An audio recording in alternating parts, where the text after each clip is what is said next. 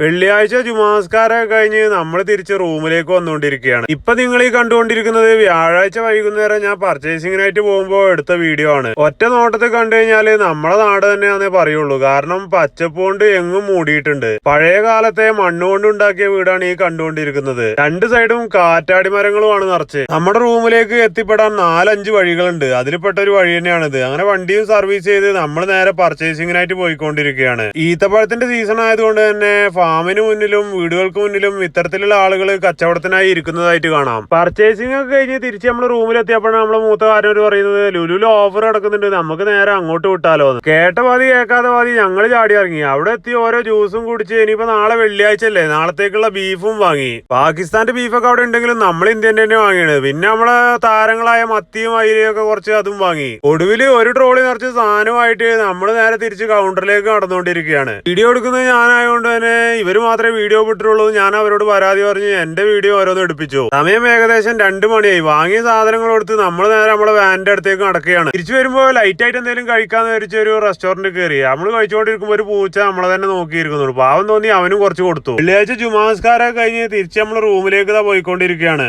ഓരോരുത്തരായിട്ട് പല ഭാഗത്തുനിന്നും നടന്നു വരുന്നുണ്ട്. ഇനി പുതിയൊരു വീഡിയോ നാളെ കാണാം. ഫോളോ ചെയ്യാൻ മറക്കല്ലേ.